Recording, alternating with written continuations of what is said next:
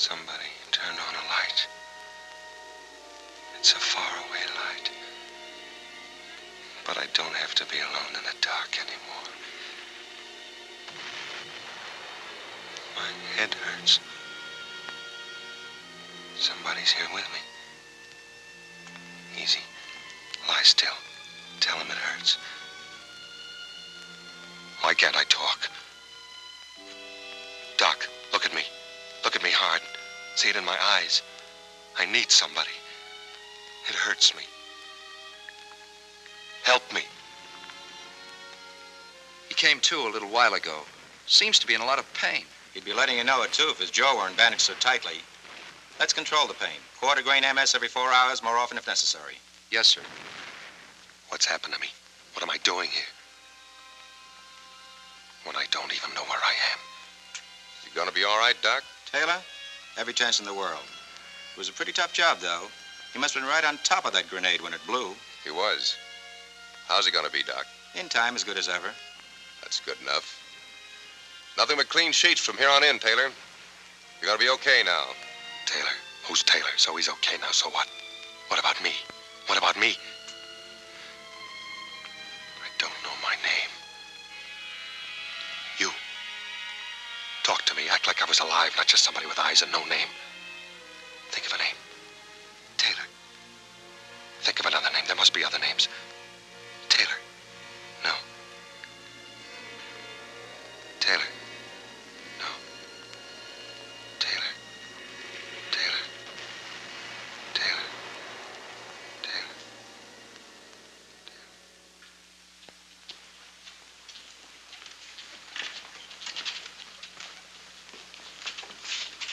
Good morning.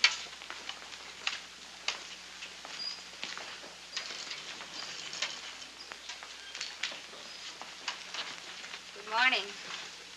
It is one, too. One of Honolulu's finest summer mornings. Why not take a look at it? Come on, try. See that tree? There's one just like it outside my window back home. I'll bet there's one you remember, too. The doctor said that you're to sit up for a while today. Your jaw is knitting beautifully. The wires will come out in a day or two. When you get tired, rap on the nightstand. It won't be long before you'll be able to call for me. I'll bet that'll be a relief. I'll call, all right. I'll yell. I'll want to know why they call me George Taylor. Who's George Taylor and who am I? For all I know, that's the first tree I ever saw. Still, that's what it is. That's what I call it. They call me Taylor. So for all I know, I am Taylor. I gotta take time. Work on it. Time to think. Hard. Now I'm tired. Where's the nurse? The nightstand. Rap on it. What's that? A wallet. Must be my wallet. Yeah. There I am again. It's me, all right. Good old George Taylor. How have you been, George?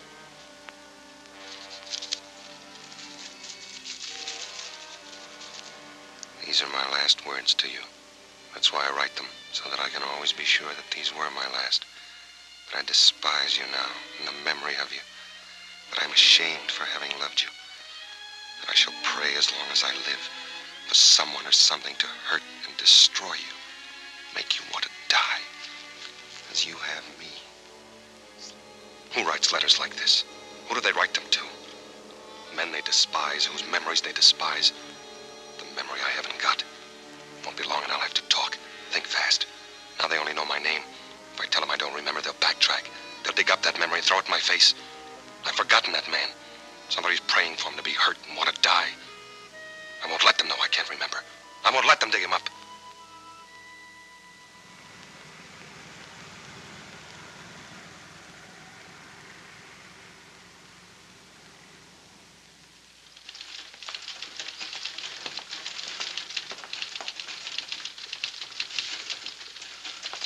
Taylor George W.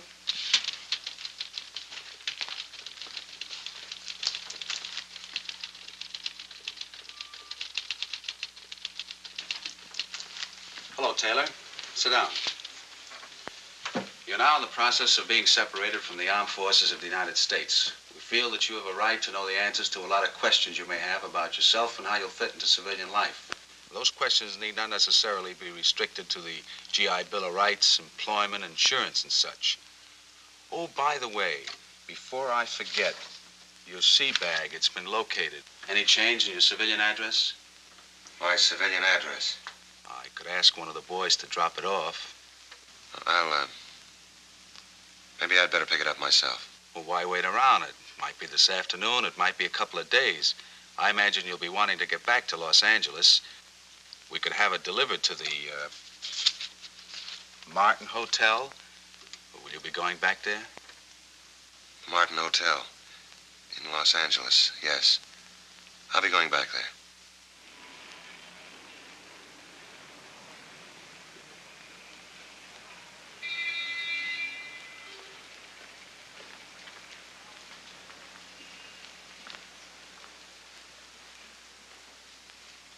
Can you give me some information? That depends. A man named George Taylor lived here 3 years ago. It must have been in January. Did he give an address he had before he came here? Or did he leave a forwarding address? We're not supposed to. It's kind of important. Yeah?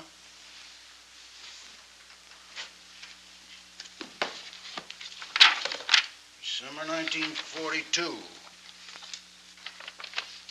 January 1943. T. Taylor. Did you say George Taylor? Yes. Afraid you have the wrong hotel, son. There's no George Taylor in our books. Well, maybe it was November or February.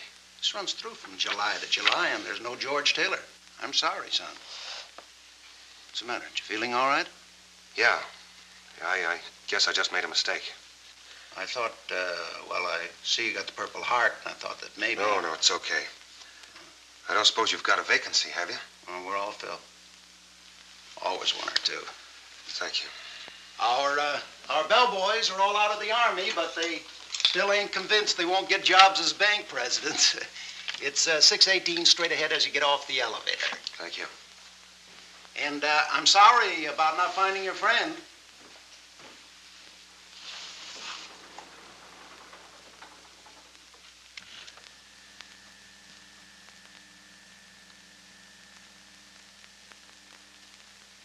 Yeah, this is it, all right. That'll be 1360 storage charges. 3 years and 7 months it's been laying here. Another 5 months and it's been sold for the charges. That's the longest I ever heard of anybody checking a briefcase. Even a trunk. Unless it had a body in it. Hey.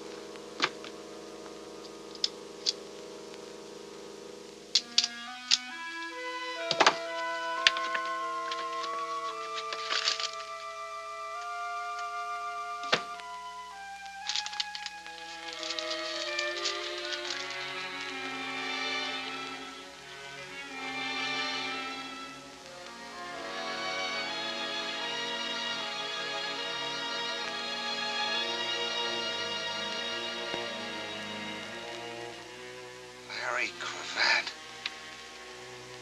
Your pal, Larry Cravat.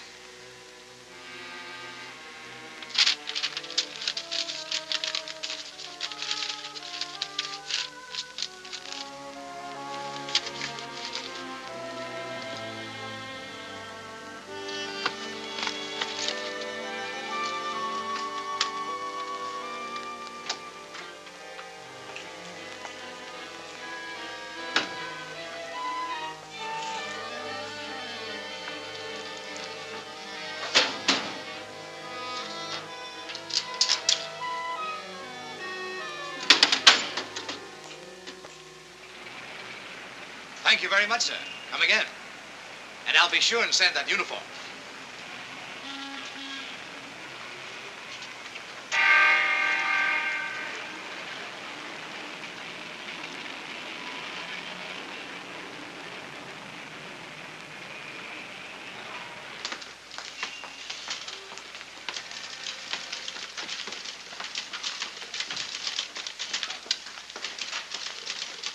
I'm George Taylor. I just got out of the Marines. I've got an account here. Here's my identification. I'd like some money. Of course. I'll check the account and have it for you in a moment. Larry Cravat. My friend who opened the account for me. Could you give me his present mailing address? Cravat? Larry Cravat, sure.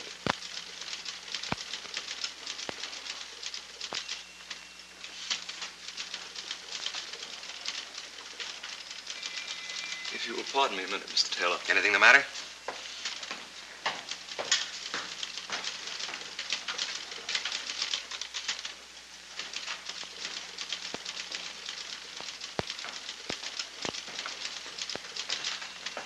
What's going on?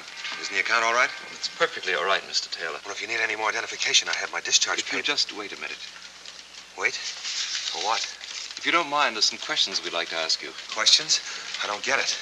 It'll just take a minute, Mr. Taylor. It'll have to be some other time.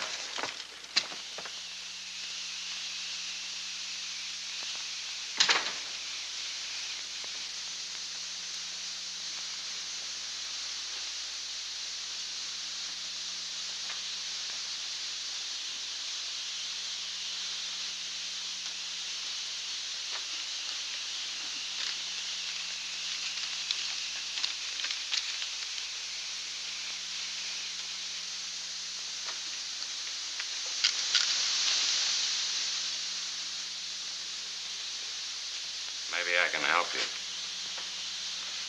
I was looking for Cravat. Larry Cravat. What made you think he was hiding in the desk? Well, I got a letter from Cravat on your stationery. Lots of people use our paper. Nobody here by such a name. Well, the letter was written 3 years ago. Maybe you worked here then. I was working here then. I don't know no Larry Cravat.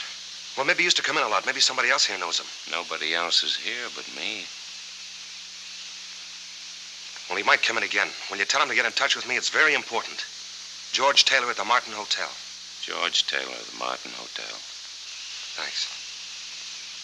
Hey, maybe you ought to try around the corner. What's around the corner?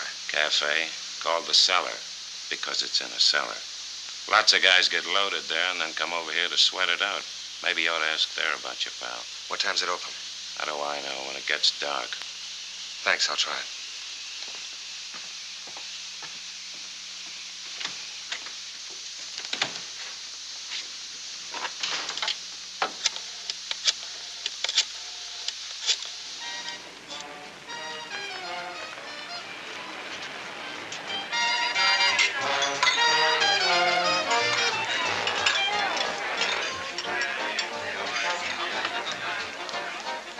Come in yet, honey? Larry Cravat?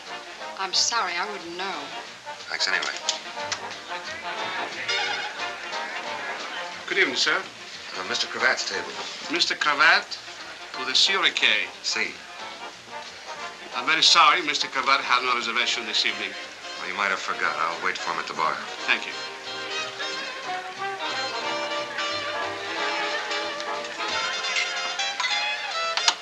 Thank you, Mr. Mitchell. Mr. Mitchell, anybody special? He's a customer. You must know a lot of customers. You must know a lot of names. Enough. What do you have? You name it. Been around here a long time? Ever since they took the bars off the door. A friend of mine used to come in a lot. Maybe you know him. Larry Cravat? I used to know a Larry Cashman, but that ain't Cravat. Well, maybe you could ask around. Maybe some of the other boys would know him. Could be. I'll ask around, Mr. Taylor. George Taylor. I'll ask around, Mr. Taylor.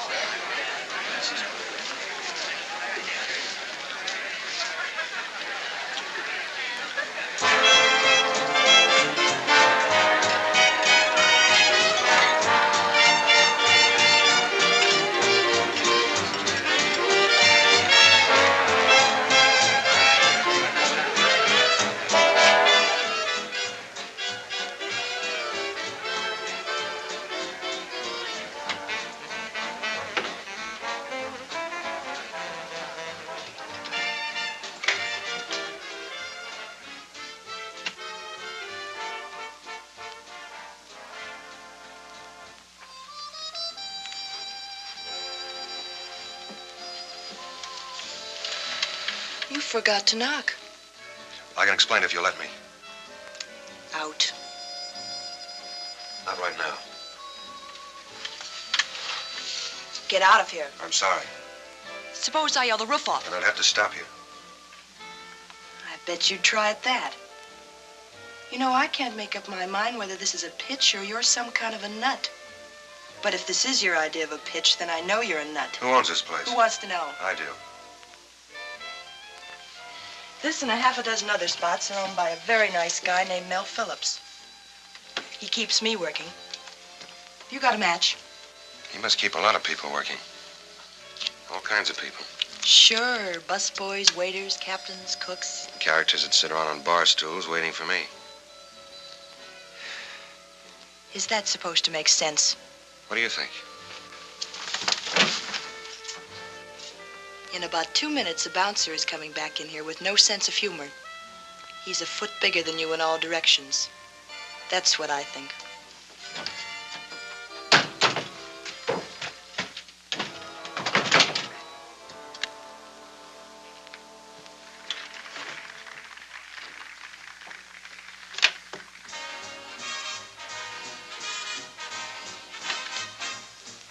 Christy, darling, by the time you get this, I'll be Mrs. Larry Cravat.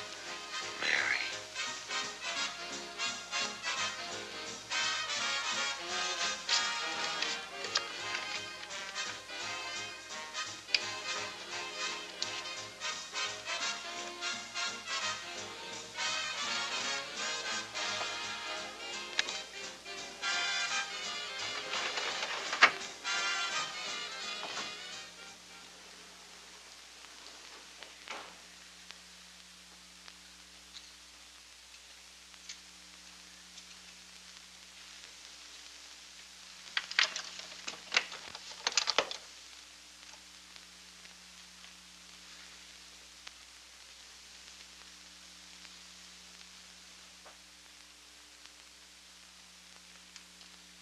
Thank you. How terribly gauche of me. Not at all. Do you happen to know when Larry will be back? Larry who? Thompson. Larry Thompson. He's my uncle. He lives just down the hall. Sorry, I don't. I couldn't be more fâché. After all, a lady shouldn't have to wait at all for a gentleman, even her uncle. Much less in a public hallway with no place to sit down. To wait for Larry. There's a place to sit down in my room. How nice of you to suggest it.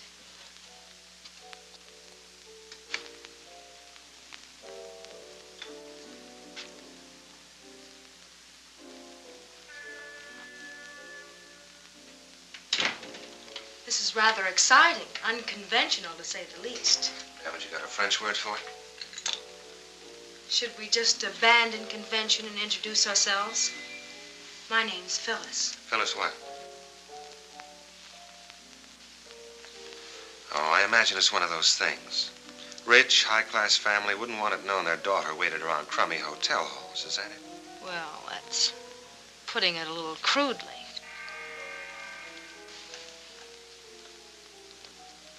Not too rich and high class. A compact that costs $3 tops, a torn hem on your skirt, a match folder that says you eat at a cheap cafeteria, and you weren't waiting for anybody but me. Unless you can see through a door. You should have thought of that when I closed it. So, what goes? You know, there's been a terrible shortage of men. Yeah, so we heard in the Pacific.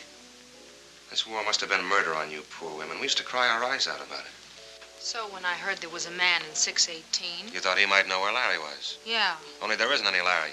It's just a name that you made up to stop me talking. About what? Oh, just this and that, calca shows. Maybe I just thought you ought to know about me and that I ought to know about you.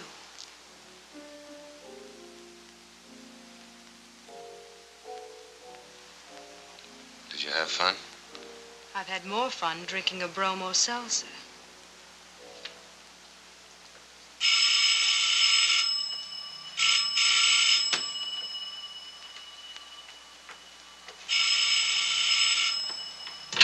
Hello? This is the barkeep at the cellar. I got that information you wanted about that certain party. About Larry Cravat? We're closing up now. You come down here, I can answer some questions. You can answer one right now. Who told you where to reach me? I'll wait for you. Come in the front way. Yeah, but I never told you where I...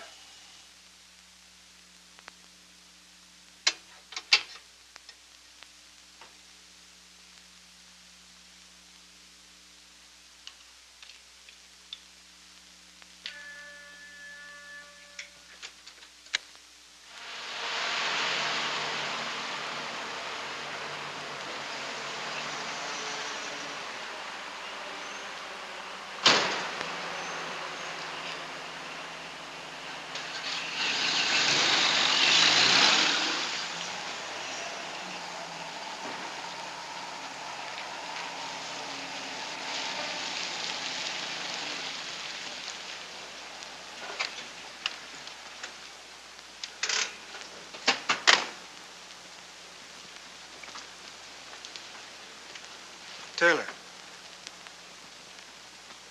Somebody wants to see you.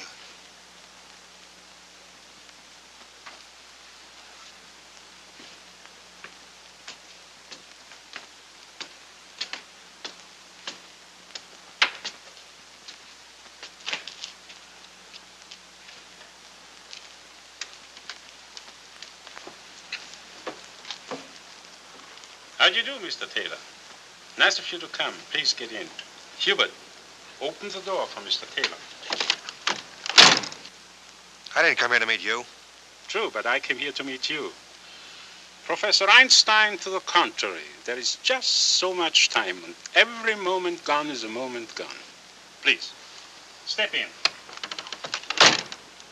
Why? Get in the car. The bartender was paid to call you, to arrange this rendezvous. He has long since gone home to his wife, his bed, and his racing form. You and I have much to talk about. What, for instance? Are you being stupid, Mr. Taylor, or stubborn? What, for instance? I can't believe you're stupid. Larry Cravat, then, for instance. What about Larry Cravat? That was going to be my question to you. You tell me. Come. Sit beside me and we tell each other. I'll listen from here. Not stupid, but stubborn.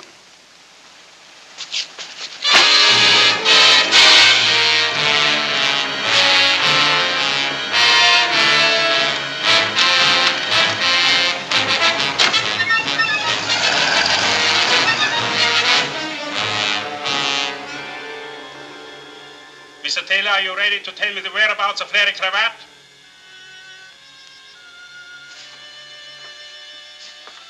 Then will you tell me why you want to know? I'm just looking for him. He's my friend. Larry Cravat has no friends. And you have to stop looking for him. Mr. Taylor, do you understand? You have to stop looking for him. Take him out of here. Dump him someplace. Where, boss? There was an address in his pocket. 723 Gramercy Place. Take him there.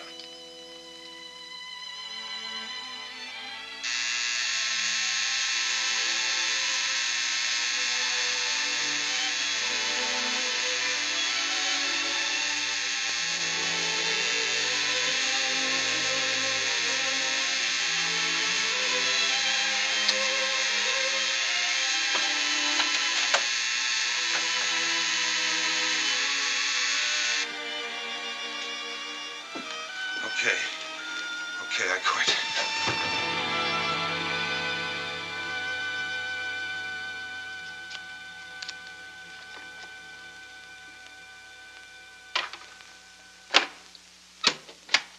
Now what? How does the inside of your mouth feel? Like it's full of raw hamburger. That's just what it looked like. What did they hit you with? Rubber hose. I can't figure you out. You're not an open book exactly.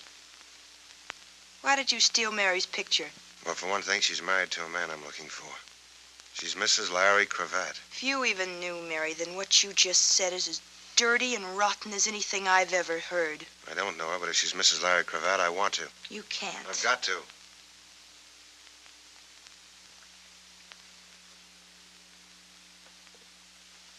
Mary was my closest friend. She was my partner. I went home one Christmas and she wrote to me. In one letter, she met Larry Cravat. In the next, she was in love with him. The third had that picture in it. I received one more letter from her after that. She waited 3 hours at the city hall, but he never showed up. When I came back, she was dead. An accident. She didn't look where she was going when she crossed the street. She couldn't see. She had her heart in her eyes.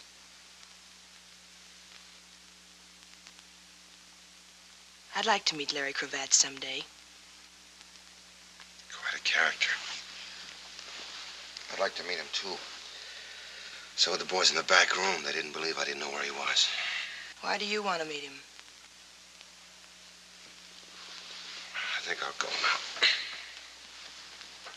How far do you think you'll get? The nearest foxhole, maybe. I'll be watching my hotel. All sorts of people. What's your name? Taylor. George Taylor. It's all over town. I may run for dog catcher. Look, I've got to talk to somebody. I'll go crazy if I don't talk to somebody. I'm somebody. I think you are. What do you know about amnesia? Not much. Something that happens to you. You forget who you are or where you belong. Isn't that it? Every now and then you read about it in the newspaper. A guy named John Doe was picked up in a fog. Never happens to anybody you know. It happened to me.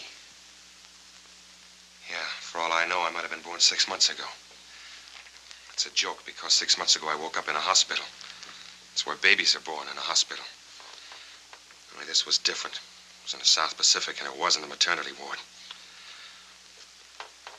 My jaw was wired. I couldn't talk. I couldn't ask who I was. I nearly went nuts. Then I found my wallet. There was a letter in it. No name, no signature, just a letter. It told me about myself. It told me good. And then I lived with that letter. It went around in my head like a crazy squirrel on a hopped-up treadmill. I was scared and I was sick. Sick to my heart at what the letter said I was like and scared of anybody finding it out. Scared I'd find it out myself. I didn't want to know anymore. So I kept my mouth shut. I got away with it, got my discharge. And I thought maybe I could start with a brand new score pad. But you can't just throw away. How many years of living? I don't even know. Do you know what it's like, Christy, to be alone in the world? Really alone in the whole world. 1 billion people, and every one of them a stranger. Or what's worse, not a stranger. Somebody maybe who knows you, hates you, wants you to die. Then last night I found another letter. This one was from Larry Cravat. Said he was my pal. Imagine I had a pal. So I started looking for him. That was this morning. Since then I've been chased by hoodlums, beaten up. That's quite a pal you're looking for. I can't be choosy. He's the only one I've got. It's like that joke about the crooked gambling house. He's the only one in town. So why don't I go find another town? You mean run away and hide? Why not? Sure. Why not? So I'll be alone for a while. It won't be for long. I'll make up a story for myself. I got away with it before. I can do it again. I'll go where people will believe me, where they'll leave me alone, where I won't have to answer questions and ask them. As long as you believe yourself and leave yourself alone and not ask yourself questions. I'm tired of being pushed around. The war's over for me. I don't have to live afraid anymore. Except when you're by yourself and alone. I've got to find that guy. Even if he's the healer of the world, I've got to find him because he knows about me. What am I going to do, Christy? You'll keep swinging. Something's got to break. Who's that? Take it easy. Maybe this is the break. I forgot to tell you, I phoned Mel Phillips while you were out and asked him to come over. Why? Because I want him to beat you up some more.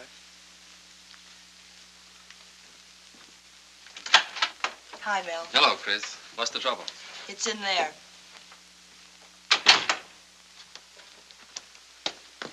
George Taylor, Mel Phillips. This is the character I phoned you about. The one that keeps falling through doors with me on the other side. Hello, Taylor. Hello. Some hot coffee, Mel? Thanks, Chris. No sugar. I know. I understand your trouble started at one of my places, the cellar. Do you want to tell me what happened? It's all right. You may have heard I don't like that sort of thing. I've kept the hoodlums out of my clubs, and they're going to stay out. I'd appreciate you telling me what happened. It's all right. Forget it. I called Mel before you told me about things. Thank you, Chris. If you make up your mind to stay around, I'm sure he can help you.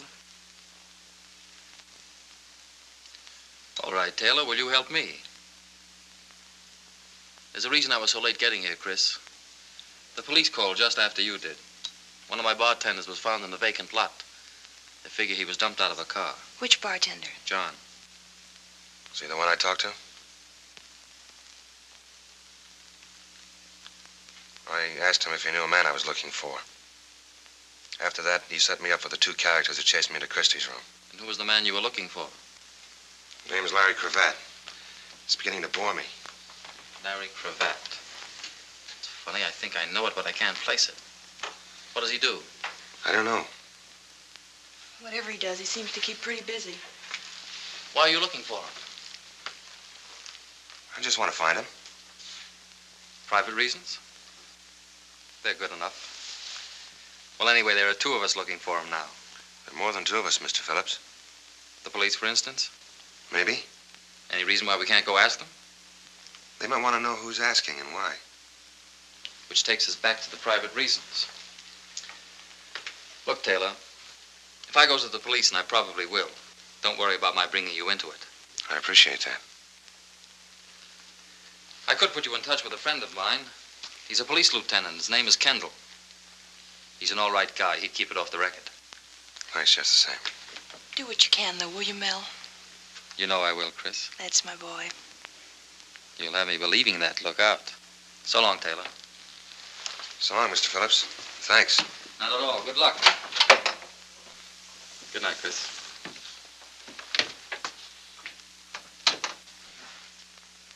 Well? He's a nice guy.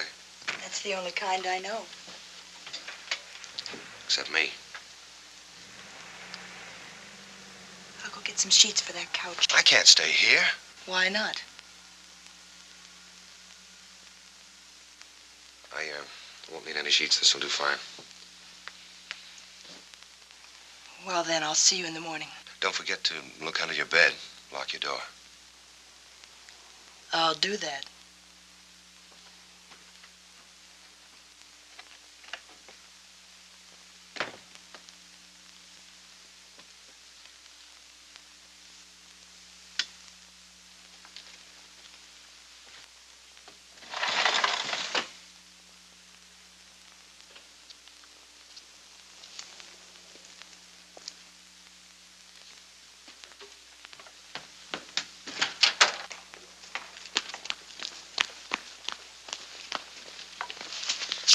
All right, suppose we take a good look at each other. Let go of me. Who told you to watch me? Who sent you here? Who? Sent me here? I've lived 3 blocks away for 17 years. Just because I stopped under a tree to light a cigar. What are you, crazy? Funny it had to be that tree. And it's pretty late to be taking a walk. What's so funny about that tree? Suppose I work nights, and when I come home, what business is it of yours anyway? Why don't we call a cop and let him ask the questions? Sure, let go of me or I'll call a cop.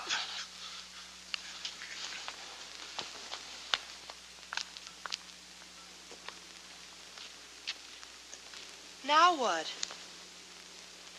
I can't play along like this anymore. I'm getting the jumps. Chasing shadows. I'll be hearing noises next. Christie, call up Phillips, will you? Tell him I want to talk to that police lieutenant. Kendall.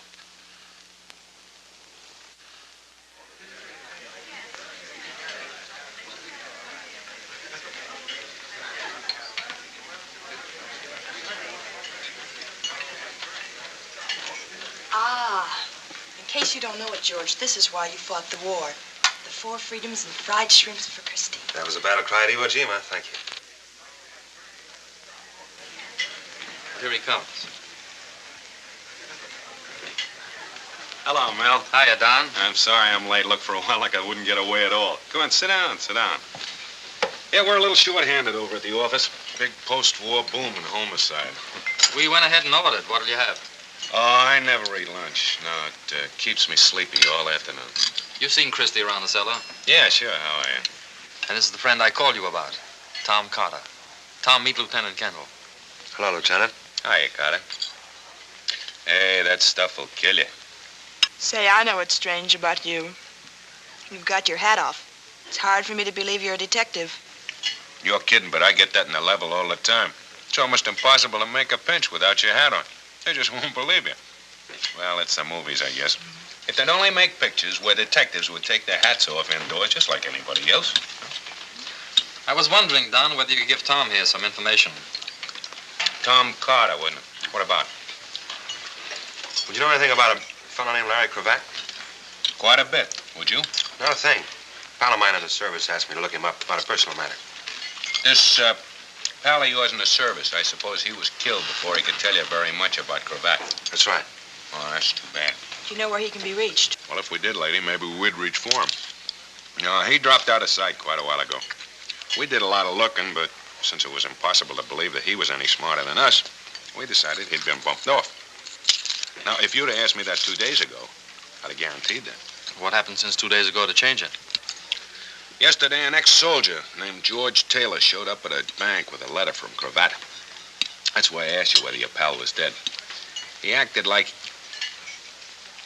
he didn't want any part of the place. Hadn't been back to his hotel room since. It's interesting, you know.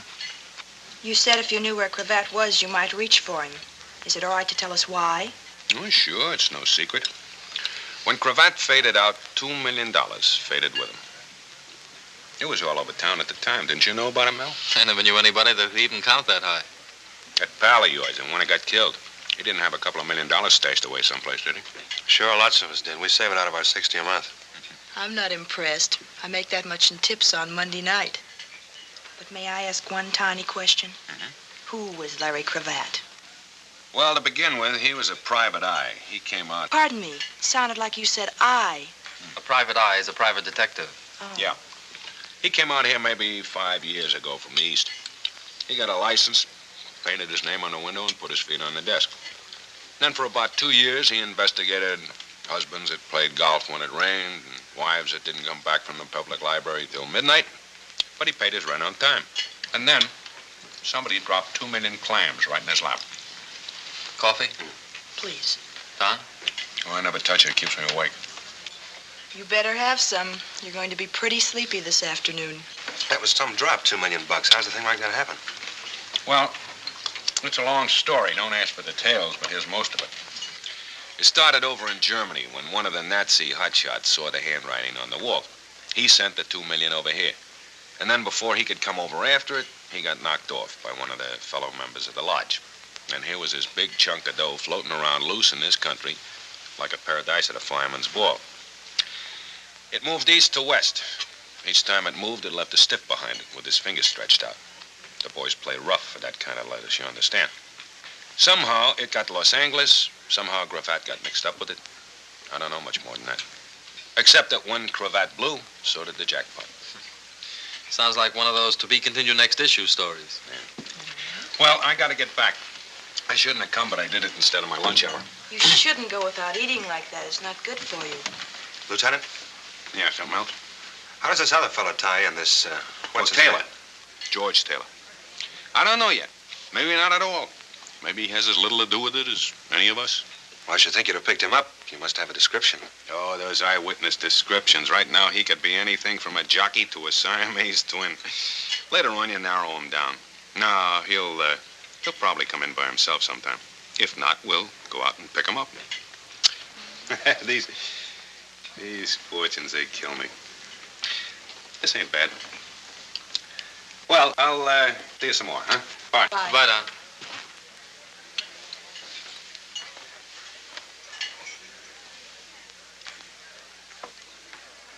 Not bad at all. Confucius say when something smell bad, keep nose clean. Boy, I certainly fooled him. I told you he was a smart cop. He was a hungry cop, I'll say that much.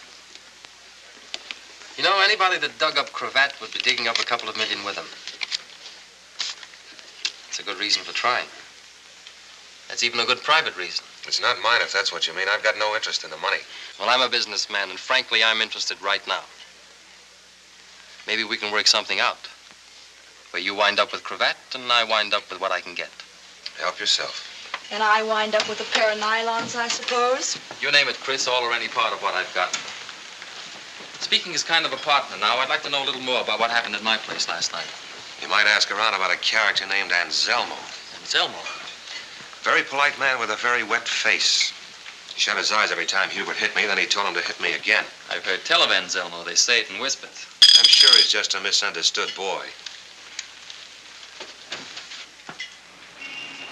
Well, of all the nerve, a ticket. And I had lunch with a cop. Seems somebody left a note for you.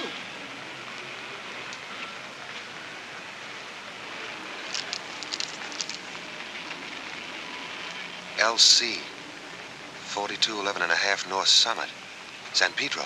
Isn't that a little childish for a detective lieutenant? Leaving notes around like Easter eggs? What makes you so sure it was Kendall? Who else? Who else, Taylor? I've gotten beyond caring. LC is only one name in my book, and it means I've got someplace in particular to go this afternoon. Maybe I ought to go with you. Yes. No thanks. But I've got my own reasons now. They come after mine. Cravat and I gotta be alone when we meet. Is it all right if Phillips drops you at the hairdresser? Sure. Good. Things don't happen like this, you know. It's too easy, too pat. Practically an invitation. It might be smarter not to go alone. Probably would be. But you're going anyway. What would you want me to do? Will you call me? Will you promise to call me by 6 at the latest? I'll be at the cellar. Are you going to worry, Chris? This is my car you're driving with 4 new tires. They don't grow on trees, you know. Tough guy. Sure, I'll call you.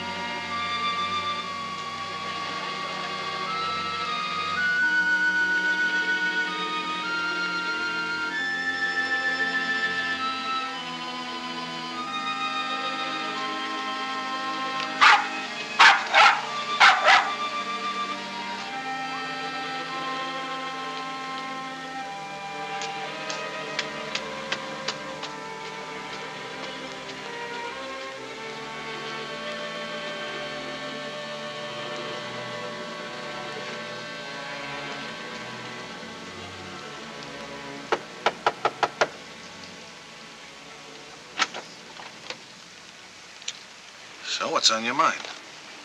I got a message that Larry Cravat was at this address. Oh, you sure that's the name? You sure it ain't John Smith or Joe Blow or No Head Hennessy? I said Larry Cravat. Yeah, that's what you said. You remembered it. You got a head on your shoulders. Now take it out of here before I bust it. You're getting a little too excited, mister. Maybe you're Larry Cravat. How do you like this guy? Here, look, it didn't work. Now beat it. You thought that she was home and I wasn't, so I am home. So I answer the door, so you quick ask, does Oscar Fink live here, or do you want to buy a canary? I don't know what you're talking about. That's all, brother. What's going on out here? What's he selling? What's he selling? You wouldn't know, of course. You never seen him before, of course. If it's insurance, I'll take a little on him. Double indemnity. What's that mean? Means if I beat your brains in, I get paid double. Whatever it is, mister, we don't want any. We haven't got any. I'm looking for Cravat. Whoever he is, we'll look somewhere else. Yeah, look someplace else. Maybe she could suggest where. Gotta have a special place, huh? He wants to know, can you suggest someplace he can look? Doesn't he know I'm a lady? Tell him I busted my crystal ball and he'll have to find one for himself. She busted her crystal ball. You'll have to find one for yourself. Crystal ball? A fortune teller. Ask her which one she goes to. Which one do you go to? Crystal ball's a fortune teller? Tell him I never use them, and he can go look on Terminal Dock, and if he doesn't find one, he can jump off it. She says, go look on Terminal Dock and then jump off it.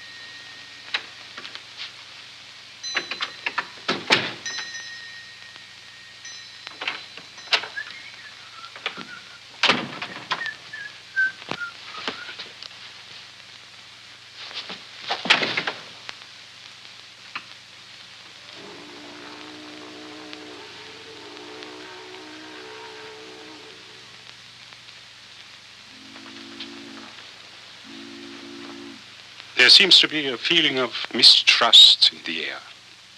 I wonder why. Have you come for revenge, Mr. Taylor? Do you perhaps have a revolver or some other lethal weapon with you? I turned all those in when I got this button, Anselmo. I'm as surprised as you are. If you are. I am, believe me. As for you, what would you do if I were to call Hubert? I'm not a hero, Anselmo. I'd run like a deer. Then you have my word. He will not molest you. A mere figure of speech, my word is worthless. What are you doing here? I was told to come. By whom? Phyllis. Phyllis? We were closely associated at one time. Professionally, of course. Dear, loyal, sentimental little Phyllis. Come sit here, Mr. Taylor. There is a vast difference in comfort between these chairs and those upon which our clients wait for a consultation. Besides, the lighting effect will set the proper mood of mystery and intrigue as we talk. What about the lighting effect in my eyes last night? What about the beating I took? I wish with all my heart that I could take it back. Another figure of speech. You haven't got a heart. True, but I've got a brain, and it was stupid of me. I apologize. Please, sit down. What do I get, my palm read or my horoscope? Let us use cards, Mr. Taylor. Let us place them face up on the table. In this case, an imitation crystal ball. I'll listen for a while. At the present time, young man, I am nothing more than a small-time chiseler. I say this frankly and bitterly because I do not wish to be a small-time chiseler. It's a humiliating position. Still, it's better than being an honest man, which I would find intolerable. I was once a great thief and a magnificent scoundrel. I had my reverses, who has not? And I will omit the story of my descent to my present squalid condition. It would only bore you and incriminate me. I waited and worked day and night for a chance to come back. 3 years ago, I had that chance in my hands. Name a fantastic sum of money, Mr. Taylor. $2 million. You've put one of your cards alongside mine. Thank you. As my hands closed on it, the money disappeared like that. And with it, a Mr. Larry cravat. So understand my position.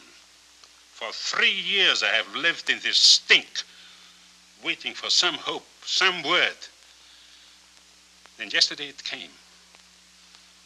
From a Turkish bath, from a nightclub. I approached you, you were reluctant. You wouldn't say why you were looking for him. You didn't know why he wrote to you, Why the $5,000 deposit? Not even where he was. Mr. Taylor, I had to make you understand that there was nothing I would not do to find Larry Cravat. I got the idea. I understood it the second time I passed out. But I can't help you, Anselmo. I don't know any other answers than the ones I gave. That I do not believe. Is this where we sent for Hubert and his rubber shillelagh? Mr. Taylor, I do not even have to know where Cravat is. I want you just to communicate with him for me. I can't. I wouldn't know how. That I do not believe either. Since your arrival, there has been considerable activity connected with him. You cannot be unconcerned with it. You cannot be without some contact, some connection. And supposing I could reach Cravat, what would the message be? Phyllis, darling. You look like a couple of witches. What cooks? How thoughtful of you, little one, to send dear Mr. Taylor to me. Stop talking like Bela Lugosi. How did you know where to find me? I didn't know I was going to find you. I got a note that said Larry Cravat was at 4211 and a half Summit. I don't get it. From whom was the note? I don't know. And don't try to beat it out of me. I don't know. Why would anybody want to tie me in with Larry Cravat? Anybody. I can think of somebody who would have every reason in the world. Mr. Cravat himself. Did you know him? We just met. I was going to know him a lot better. And Zelmo. The professional relationship which I mentioned earlier. We are still partners, Phyllis. Are we not? Don't start that now. Don't try to mix me up. Till you called me yesterday, Cravat was a name in an old phone book. You sent me after Taylor. All right, I went. After all, I'm smart, Anselmo. You think I'd bring him down to that dump if I were on my own? Do you think I'd send him to you? Sit down and listen. I was about to give Mr. Taylor a message for Larry Cravat. Then you do know. I said, listen!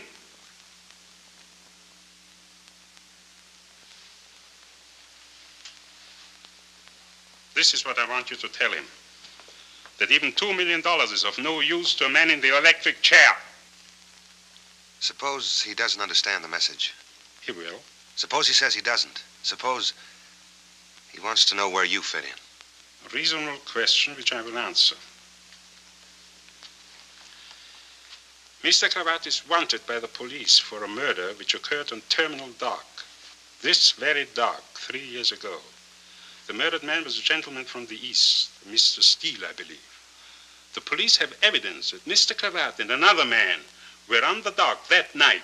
They do not know who the other man was. However, Mr. Cravat's immediate and prolonged absence has strengthened their belief that Mr. Cravat was the murderer and that the identity of the other man is relatively unimportant. Let's say Cravat knows all that. He still doesn't know where you fit in.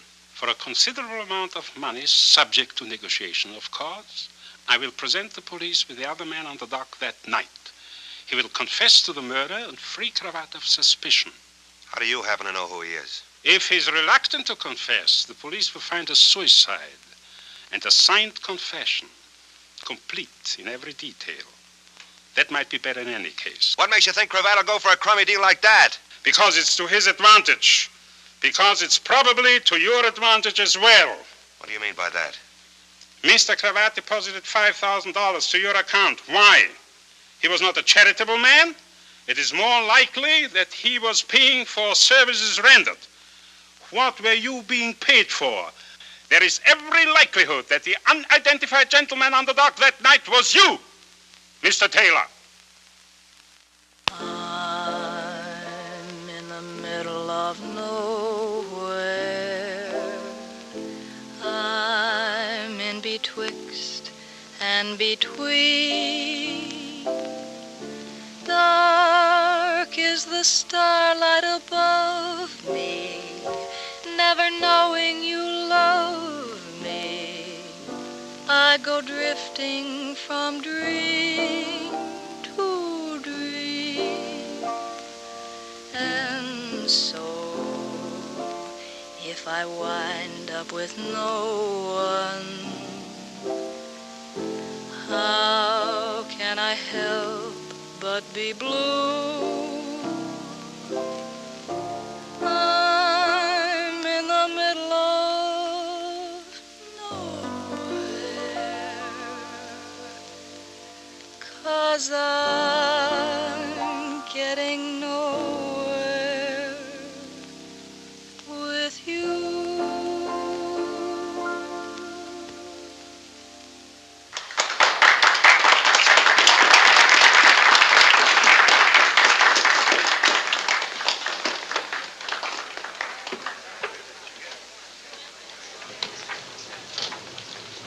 Sit down and play for the boss.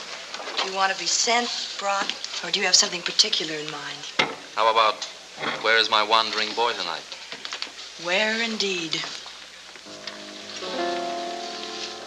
Christy, who is George Taylor? Just a boy. A wandering boy. Kendall was in to see me about him this afternoon. So? He asked a lot of questions I couldn't answer. Kendall doesn't work out of the Missing Persons Bureau, you know. He's homicide. He steals fried shrimps. He wants to help, and so do I. You asked me to, remember? What kind of trouble is Taylor in? It won't make any difference to me. Maybe it will. Because maybe it's murder. He called me. It's a murder that happened 3 years ago. Cravat was mixed up in it, and George thinks maybe he was too. Thinks, maybe? He's not sure. He's got no way of knowing. I don't understand that. Well, don't try, but believe me, he hasn't. I'll believe you. Where is he now? He phoned me a few minutes ago. He's been down at the harbor trying to find out all he could about it. There was a witness to the murder. A man who used to work on Terminal Dock. A man named Conroy. Conroy. Nobody's quite sure what happened to him. George found out where Conroy lived. He's gone to his house. Why? To get some answers to some questions. Makes sense to me. Not to me. Taylor doesn't make much sense to me.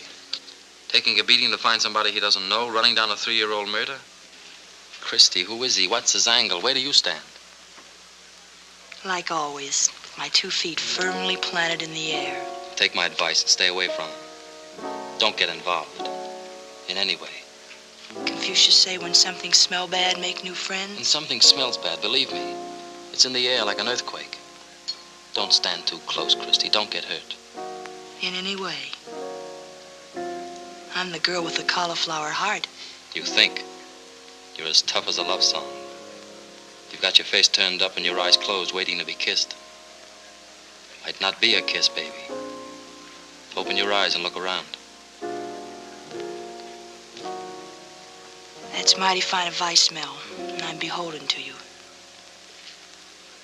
There's only one thing wrong, though. What? I'm nuts about the guy.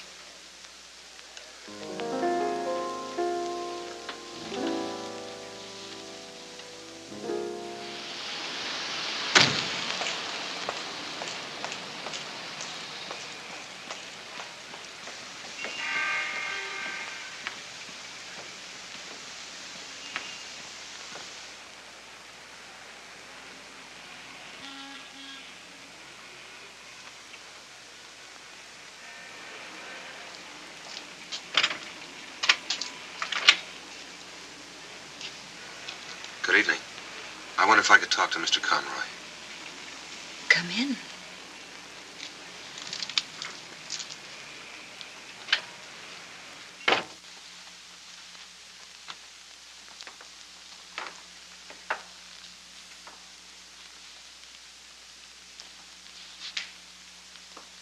My name is George Taylor. Please forgive me. It was so dark. I wasn't expecting. For a moment, I didn't know you, George. You've met me before? I said I was sorry. Oh, sure. That's all right. Well, won't you sit down? Could I get you something? No, thanks, really. What about Mr. Conroy? You're being very formal, I must say. Father's better, thank you. Better? At least the doctors keep telling me so. I haven't asked for some time. I went for so long, and they kept saying the same thing. There are signs of improvement. But it's been so long. How long? Ever since his accident. 3 years. His accident? 3 years ago. I keep forgetting. You haven't been here. It was on his way to work. So strange. Nobody saw it. They found him lying there. He'd been hit by an automobile. He didn't know. He couldn't remember.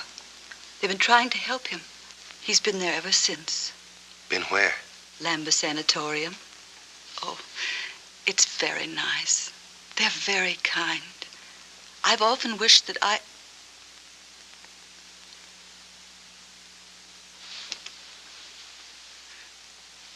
Memories have a way of getting stuck together like pages in a book, haven't they?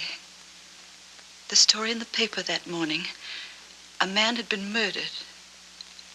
Father read it aloud to me. I thought that very odd. He seemed pleased and happy. There was someone, he said, who would make us rich, and I would have a new dress. I'm afraid this one isn't very pretty. The man who was going to make you rich. What was his name? I don't remember. Was it Larry Cravat?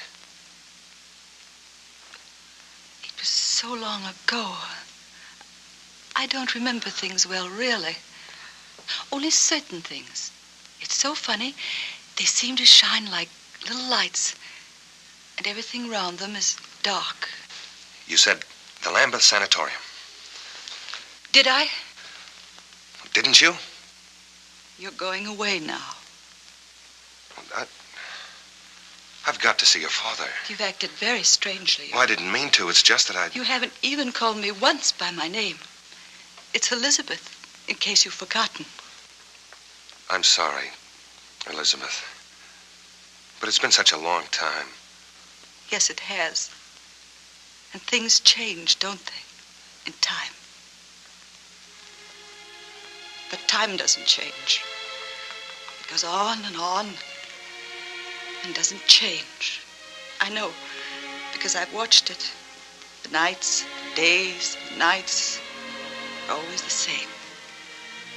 Dawns are always gray, and the days can have different colors. But the nights are black, and they're all empty. No. Only people change. They grow old and ugly and pitiful. Don't stare at me like that. I'm no concern of yours. Really, I'm not. You don't know me. Don't worry. I never saw you before. I lied. I made believe.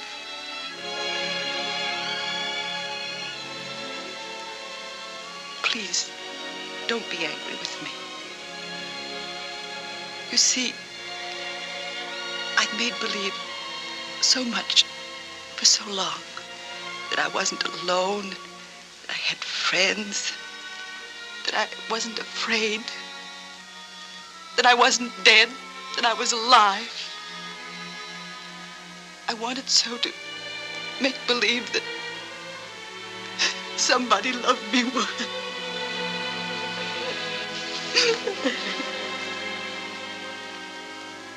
I know a little bit about being lonely.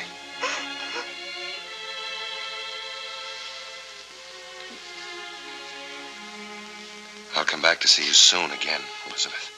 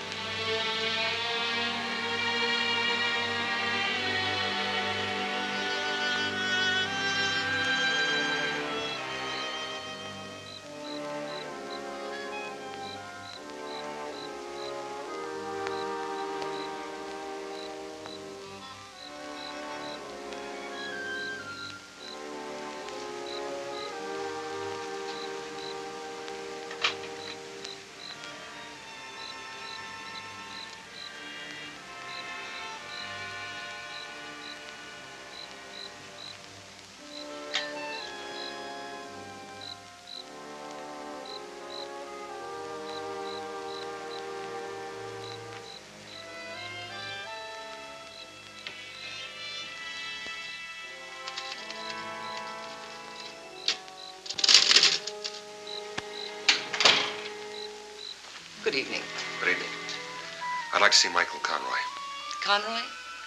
Oh, I'm afraid you can't see him. Why not? Well, for one thing, it's after visiting hours. Well, I'm his nephew. It's very important. We consider our rules important, too. For another thing, Mr. Conroy doesn't have visitors. Well, he wants to see me. I've been away in the service, the Marine Corps. He doesn't know that I'm back. It'll be good for him to see me. I'm sorry, but I'm not authorized to make exceptions. Then who is? Perhaps if you'd apply in writing. Well, I want to see him now. Who do I have to convince? I'll speak to Dr. Grant.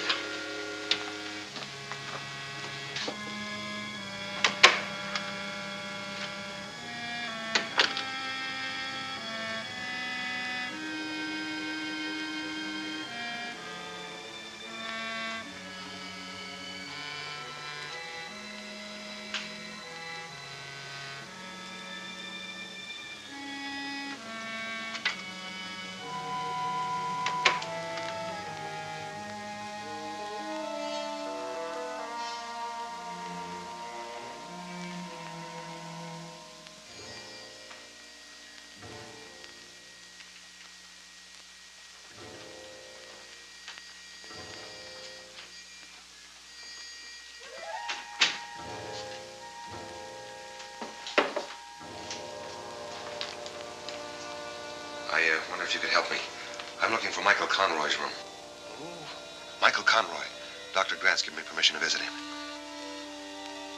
Nobody ever visits him.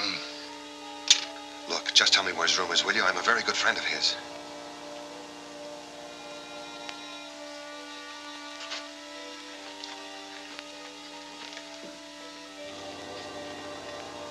You're a friend of Michael Conroy? I'm more than that. It's 214. 214. How dare you wander about the corridors of this sanatorium by yourself? The door was open. I was just curious. That's not true, Doctor. The door was closed. Tom, see that this man leaves here at once. What about Conroy? Why can't I see him? Because his condition does not warrant. Why not? What is his condition? I'm his nephew and I have a right to know. You are not his nephew. And if you know Michael Conroy at all, you must also know that for the past 3 years he has been insane.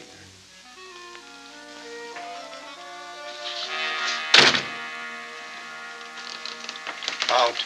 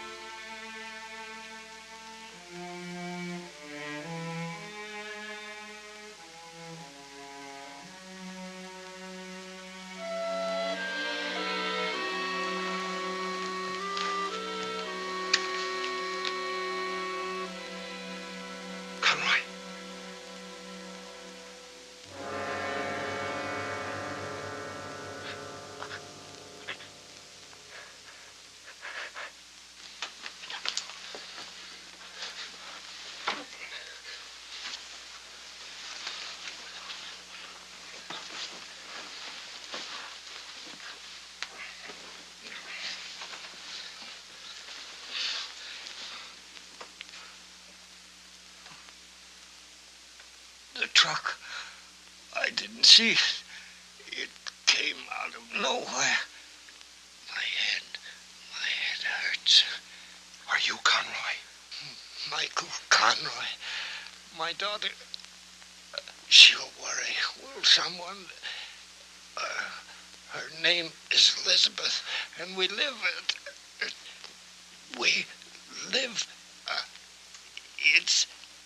it's on my draft registration card. Your draft registration? Imagine an old duffer like me. Still, you can't tell. The war's very young yet. Sure. Sure, it's only 1942, isn't it? Back. Now, my back's beginning to hurt. Conroy, the other night, a couple of nights ago maybe, a man was murdered on the dock. You saw it. Yes, I saw it. Do you remember who did it? Was it Larry Cravat? I heard the shot, and then another shot, and I was afraid, and I hid. There was some running, and then there was quiet. Just a man lying there, and he was dead. And there was a suitcase. He dropped it. Who dropped the suitcase? One of the men who ran away. Larry Cravat? I hid it under the dock, up in between the pilings. Nobody ever goes there. He'd have to pay me for it. I'd be rich. That was clever of me. You said Cravat was there. Which was he? Did the three men arrive together? The one with the suitcase, did he do the shooting? Conroy, look at me. Was I the man with the suitcase? Did I do the shooting? Look at me.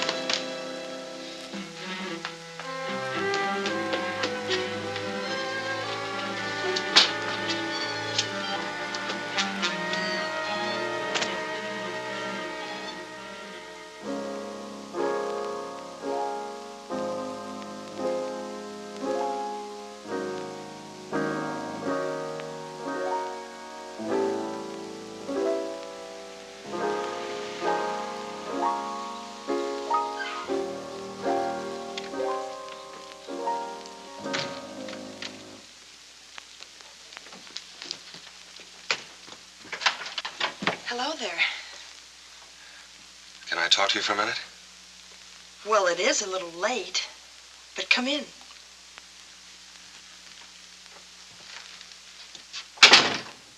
You fixed the bed for me. Well, as a matter of fact, what with the housing shortage and all, I left my name at the USO in case any soldiers or sailors... You've been waiting up for me to come home. I just thought... Anyway, there's some sandwiches over there with their toes curled up. They're for you, too.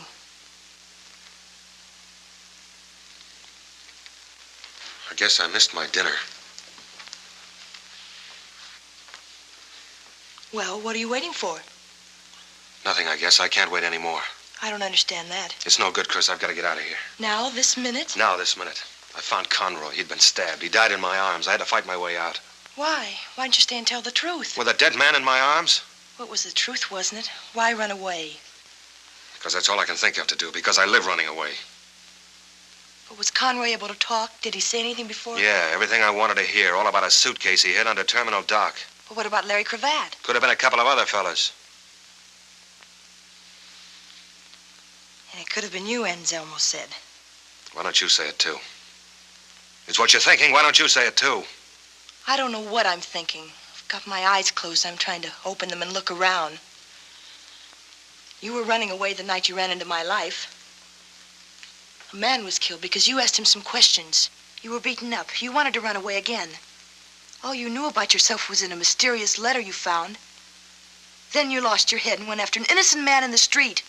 Innocent? That's the one who killed Conroy.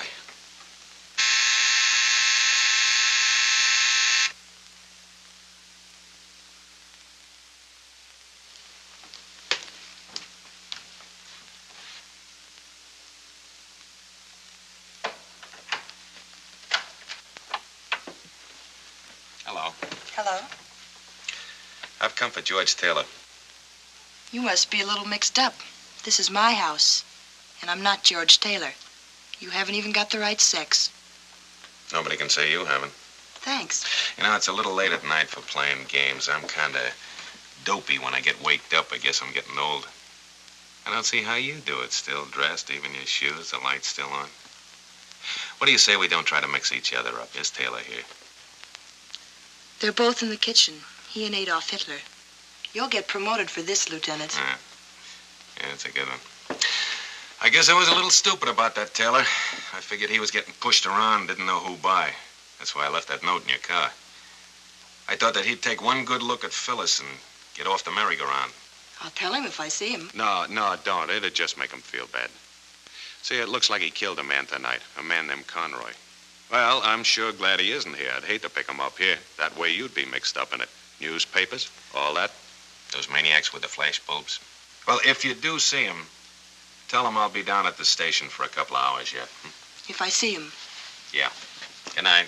Good night. Oh, one more thing. You know, you ought to keep your car in the garage. It isn't good to leave it out all night like that, with the motor so hot.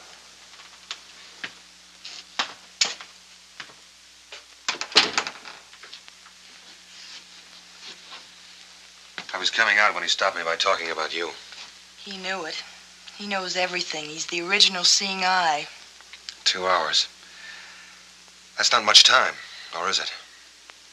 It's enough. Turn out the lights while I get a coat.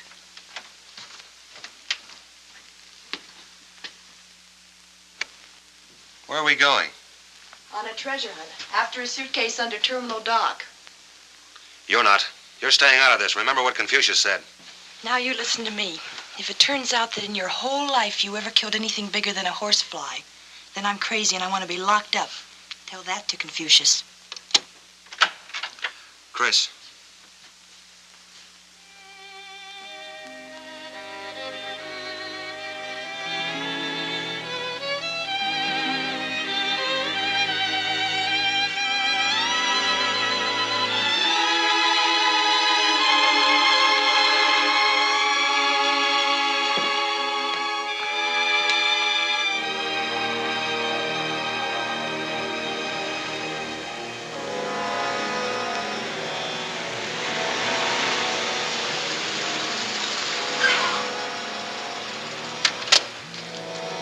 Chris, this looks a little bit rugged.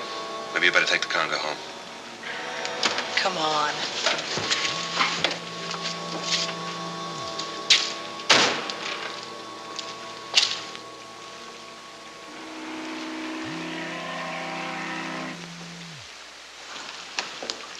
Must be a ladder along here somewhere. This is where the boats tie up.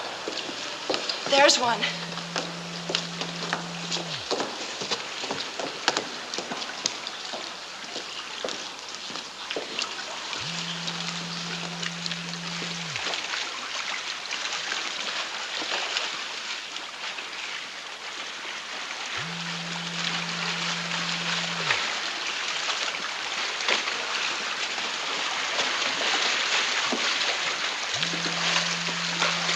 If I were hiding a suitcase under here, I'd put it as high as I could and as far in as possible. What do you think? I think we should stay very close together.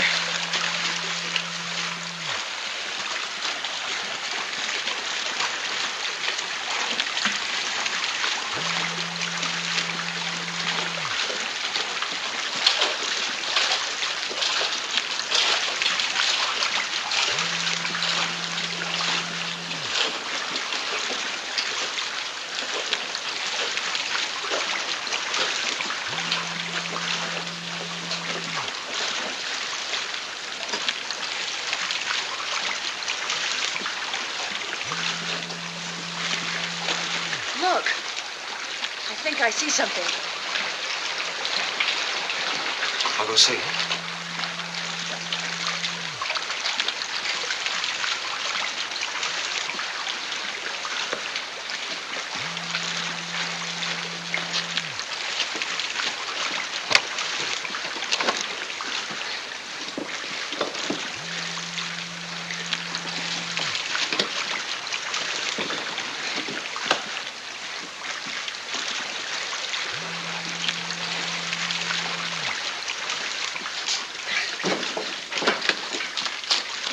Someone had been at it. Rats, probably.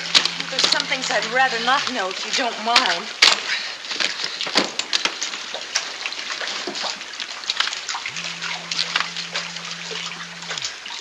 $1,000 bills. The 2 million. They've come a long way. Heil Hitler. Light a match.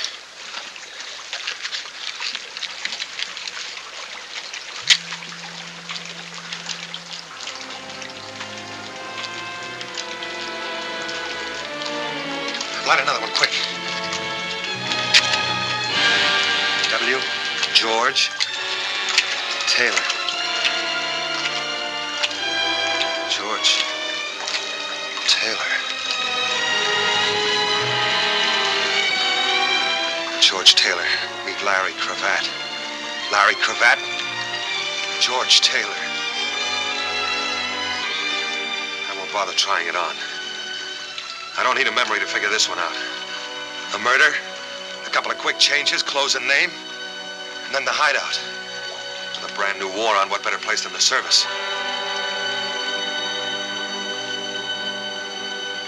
This doesn't prove anything, you know. Then maybe you ought to read this letter now. The one I found in the hospital, the one that told me... Here, read it.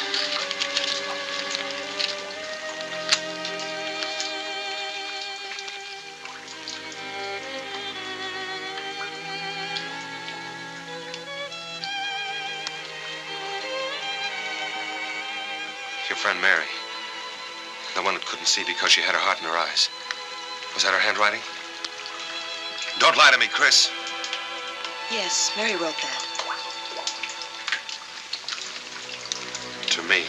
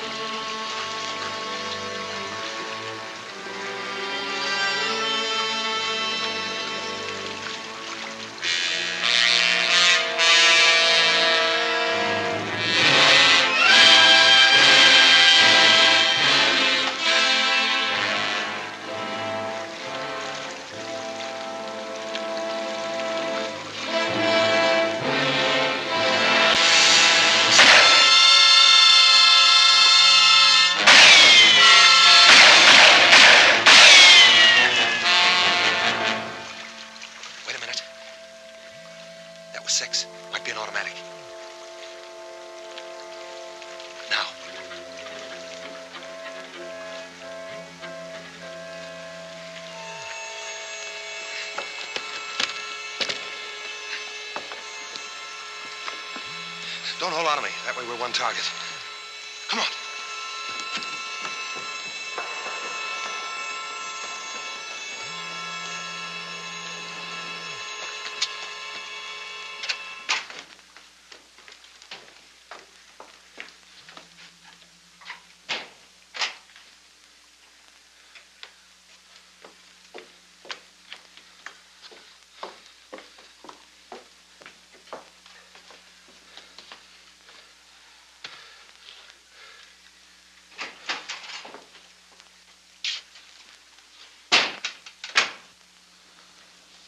Something else I've got to get used to. Jumping out of my skin every time a door opens. Try to remember. Try to remember, George. Larry. I've got a tailor named George. I can remember that much. Darling, look. Don't call me that either. That's something else I remember, too. Even if it didn't happen to me, but to a guy named Taylor. That's who you are. That guy. I'm Larry Cravat. And I killed a man on that dock 3 years ago. I don't know who he was, but I killed him and I dropped the suitcase and ran away. But supposing the other man killed him, supposing you just ran away. The other man? The one you thought you might have been. Who is he? I haven't got time to start that all over again. My 2 hours are nearly up. Do you think you could ever have killed anybody? I know about George Taylor. No. But I can't speak for Larry Cravat, for me. I can. The answer is no. Thanks for your vote. Just because you've got another name. Even if you wipe out a man's memory, doesn't it stand to reason that his brain is the same? That his standards are the same? You didn't think much of him? I never thought of him as a murderer. And he could have changed for the better, too. 3 years of work can change a man. You're making a nice try, Chris, but that isn't the way I've heard it. They say I killed a man. And they say you killed Conroy, too. Did you? No, but I can remember that, and I can't remember anything else. Don't make me try anymore, Chris. I'm too tired. Don't make me try anymore.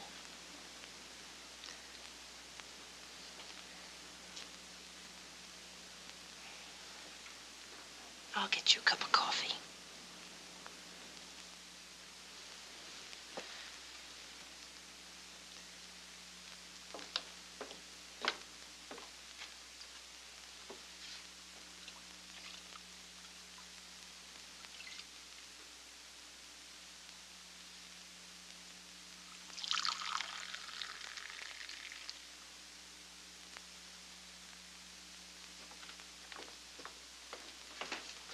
Here, hold on to this cup.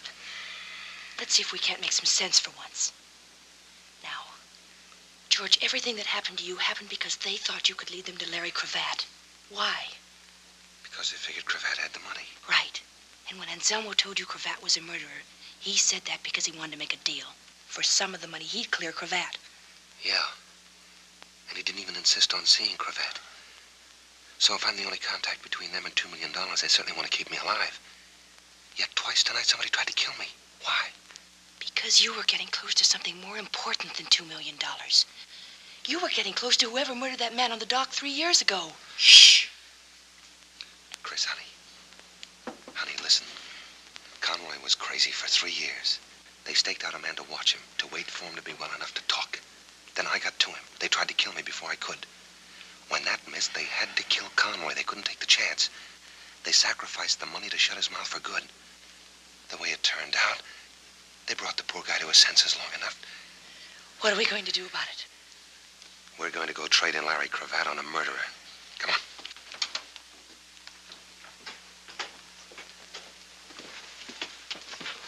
Going so soon? We just came in to be saved. There's more to it than that, young lady. I wonder if you could do me a favor, sir. Gladly, my boy. This suitcase, could you call a messenger and have him delivered to police headquarters? Police headquarters? It's important. You see, it's the personal property of Detective Lieutenant Donald Kendall. He's the one with his hat off. I know Lieutenant Kendall, young lady. In that case, my boy, I'll be very glad to take it over myself right now. And please accept this as a donation. $10? Thank you. Thank you very much. Chris. How long do you think before you can forget the guy that Mary wrote about in her letter? Funny you should bring that up. I haven't thought of him once. I keep remembering what it must have been that she was in love with.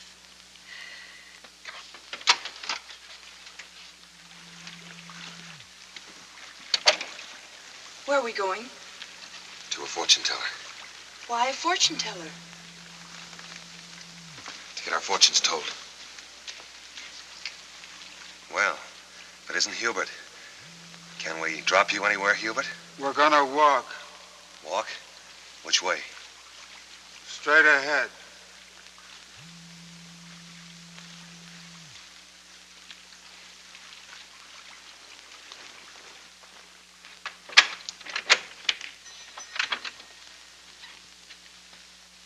Come in.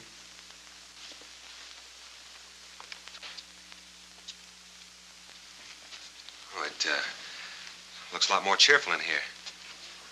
What's happened to the Fu Manchu lighting effects?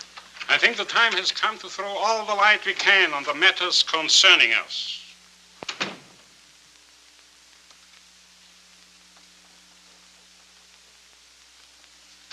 And who is the character with the hair? This is a Miss Smith. I get it. If it's around, I'm sure you will. Oh, we're having repartee, are we? We are not. Now that we are all here... But we are not. Aren't you confused, Mr. Taylor? Not anymore. Sit down, Chris. The reason for this informal gathering was news on the radio tonight that you are wanted for murder. That's not news. You might say the police have a priority on you. It is therefore necessary that we conclude our business at once. Mr. Taylor, where is Larry Cravat? Shouldn't that be Mr. Cravat? Where is George Taylor? What do you mean? You wanted to see Cravat, all right? You're looking at him. You're crazy. Remember, I had my face pushed around at Okinawa. The docs patched me up. Well, Phyllis? I don't know. It could be. I don't know for sure. After all, I only met him once. I'm Larry Cravat. You can take my word for it. I do. Then he knows where it is. Don't let him waste no more time, boss. He'll talk. Well, what do you know? Hubert said 3 whole sentences. Hubert! Open up. I know they're here and I want in. Open up.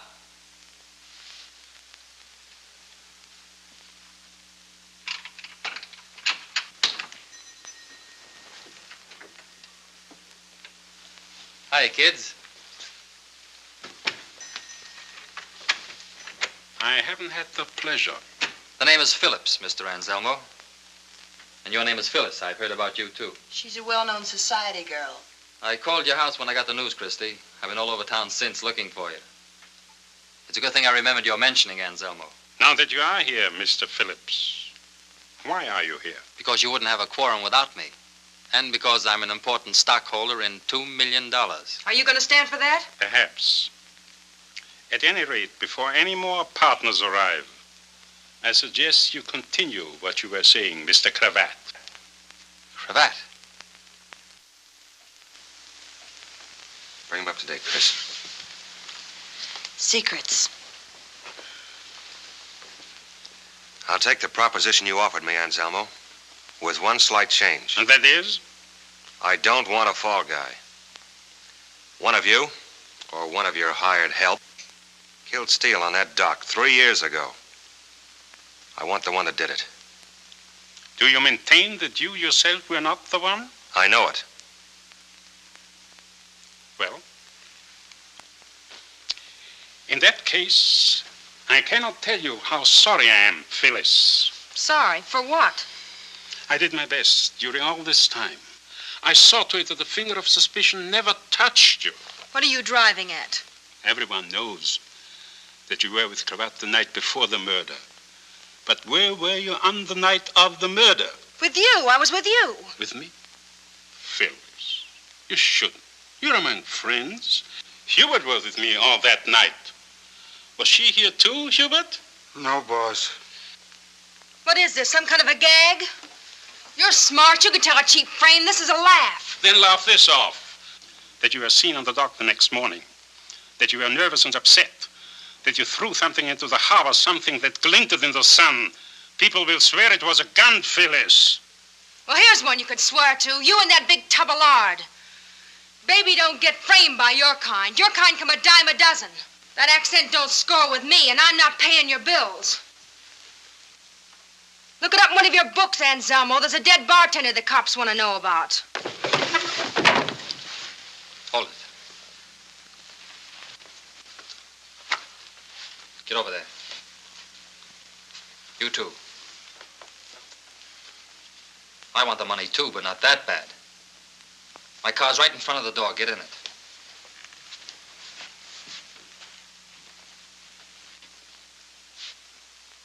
Give me the key.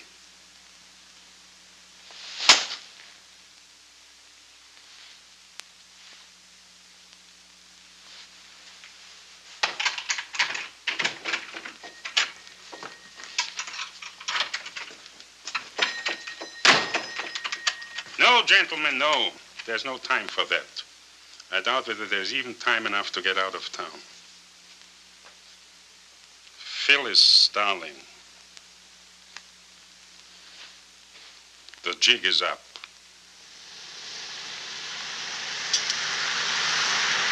My car. We forgot it. We'll get it later. We're practically at the cellar now. I'll open it up and we'll have a drink. I could use one. No, I wouldn't say no. Be careful. Don't trip over any of the customers they forgot to clean out. It's a long time since I've worked behind the bar. You got to promise not to tell the union. I'm 12 years behind on my dues. Sit down.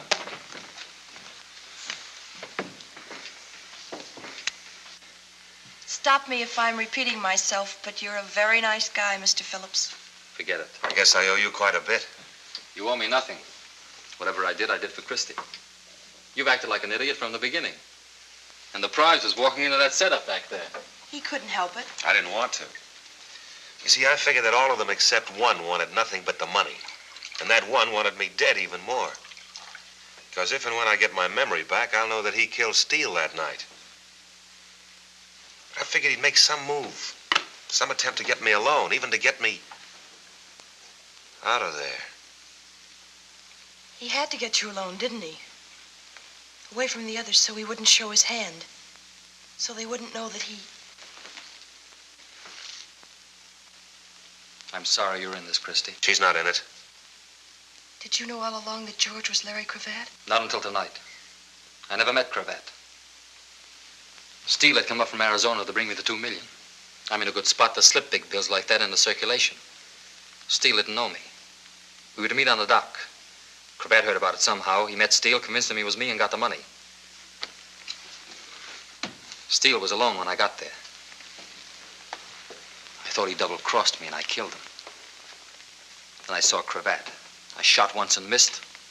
I never saw him again. Conroy saw it. And you tried to have him killed with a truck. Same thing you tried with me tonight. It wasn't very effective. It missed you completely. And he wound up with his mind affected. He doesn't worry me now, though. No, the little man with the glasses took care of that, didn't he? The one you staked outside Christie's house to watch me.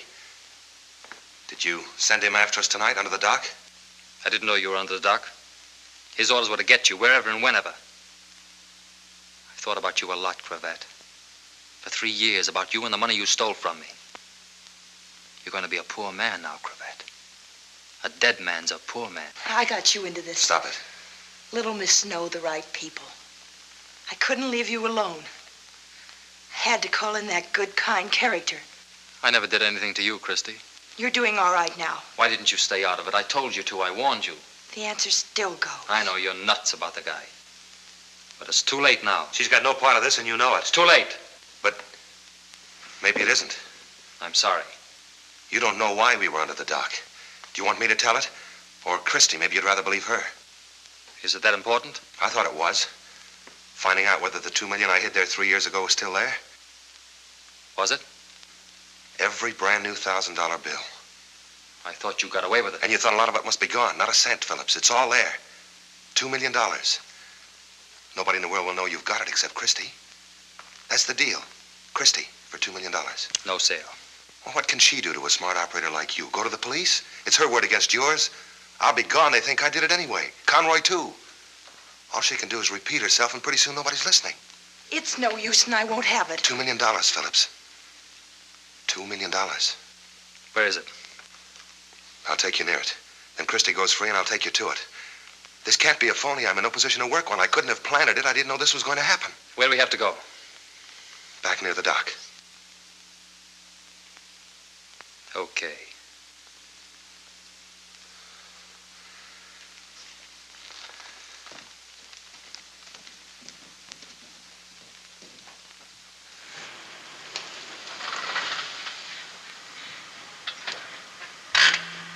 Where do we go? A couple of doors down.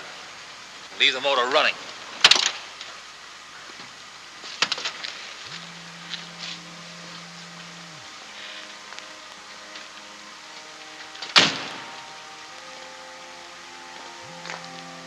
Okay.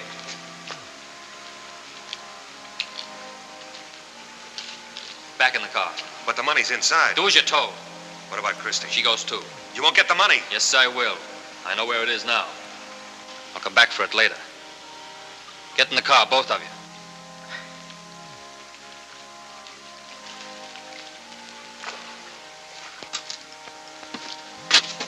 Don't anybody move.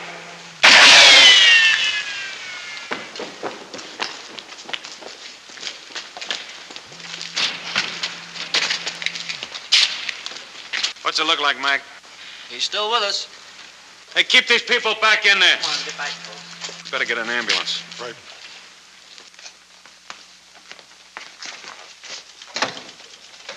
Get that stuff copied as soon as possible. Yes, sir. Did Phillips tell you everything you wanted to know? Yeah, with full details. It'll make better reading than Forever Amber. And will he live? As if I care. Well, if I could only learn how to shoot straight, maybe I could save you taxpayers some dough. But I always close my eyes. It's for you, Lieutenant. It's Mac. Yeah. Hello, Mac. Oh, the little man with the glasses. He used to work as an attendant at the Lambert Sanatorium. Lambeth Sanatorium, make that. Yeah, you can start from there. You got all the others. That's good. Okay. I'll see you. Say, you know, that was a pretty sharp piece of thinking you did, bringing Phillips back to that mission. You knew I'd backtrack on that suitcase, didn't you? Well, the spot we were in, I had to think sharp and talk fast. You must have been a pretty good Seamus, Cravat. Seamus? Seamus is a private eye. Well, at least it looks like I kept my nose clean anyway. Yeah. You think you'll go back to it? No, thanks. See, 3 years of war can change a man. That's what I always say. Well, if I can be of any help to you, just let me know. Thanks. I'd like to drop around and see if you don't mind. There's still a lot of questions I want answers for. I know the answer to one, but you haven't asked it yet.